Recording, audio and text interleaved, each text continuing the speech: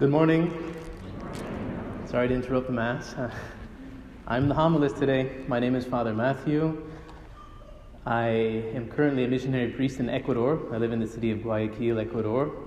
But Father Blum has invited myself and another member of my community to be here to lead the Lenten mission.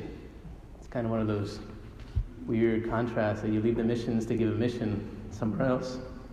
Well, that's what we're doing here. And the theme of the mission is the Holy Eucharist.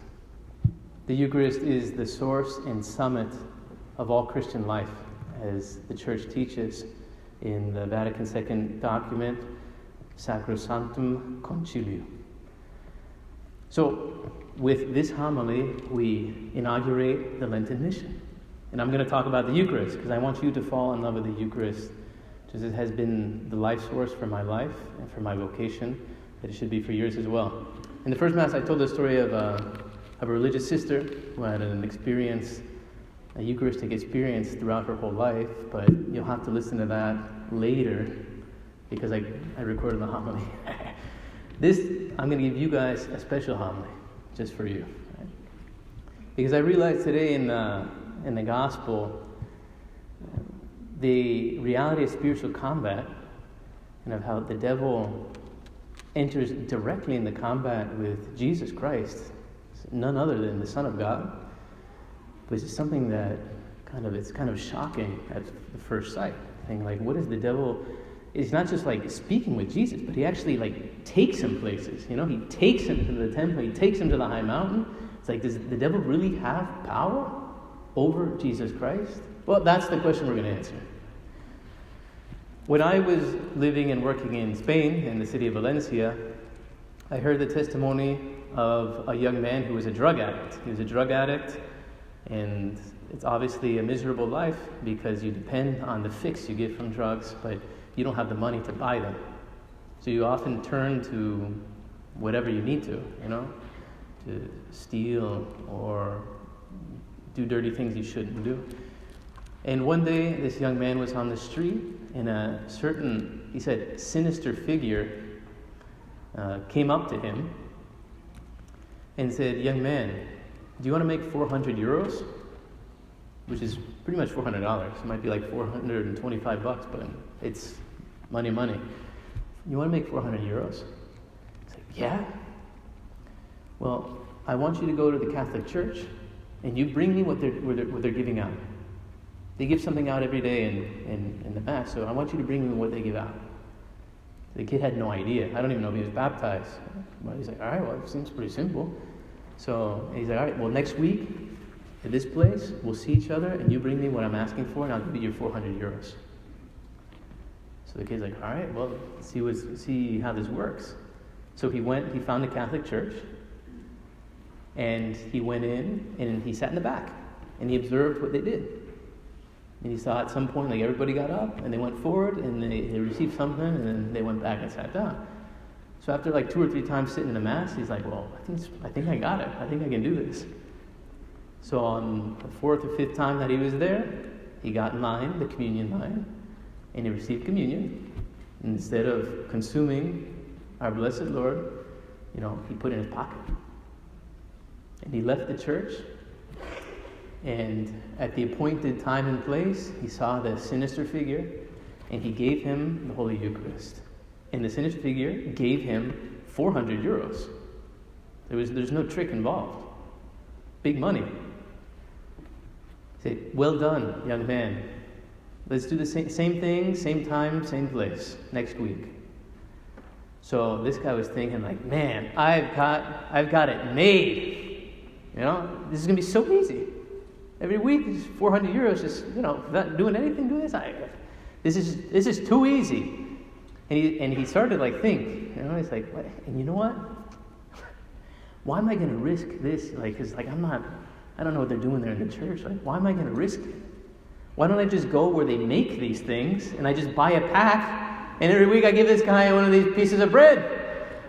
So I got it. So somehow he figured out where they sold the hosts for the Eucharist at the Port Clare convent. He went there, and he showed up at the door, and he's like, "Yeah, sister, I'm here to buy host for the Mass." And And she's like, what? What church are you from? And Father sent me. And in the end, he managed to get them to sell him a pack, because there they sell him it was 500 hosts in a package, in a bag. He's like, I got it. I figured it all out. So next week, the sinister figure shows up. He gives him an unconsecrated host, gets his 400 euros. Life is great. That night, 2 men broke into his home, found him lying in his bed, and dragged him out and gave him a beating that left him half dead. A cruel, brutal beating. And he left him half dead on the floor and left. And in the morning, when the sun came out and the light entered through the windows, he saw that they left a note on, I don't know if it was on his television or whatever. And on the note it said, "We want Jesus, not bread." We want Jesus, not bread. And with that, this young man fell into his right reason. He said, what the heck is going on here? What is it that what they give out in the church is different than what I bought in the package from the nuns? And he converted. He's alive to this day. Thanks be to God, he survived. He learned his lesson, and he learned that Jesus Christ is present in the Eucharist. And I tell this story because a lot of times I like to speak to us and say, who has more faith in the Holy Eucharist? The Satanists that are paying 500 euros to offer the Eucharist in an unholy sacrifice to Satan? Because that's what the man was doing. Actually, they told me when I left Valencia about a year ago, and they said it was up to 900 euros for a consecrated host. Who has more faith in the Eucharist? The enemies of Christ or his beloved children? Now, as we enter into the Lenten combat, obviously the greatest combat is for Jesus. I belong to a community that's called the Home of the Mother. We have 3 missions in the church, and the first of those 3 missions is the defense of the Eucharist. Defend the Eucharist. And you're like, well, what are we going to defend it from? There's nobody looking to do Jesus harm. Well, there you have it.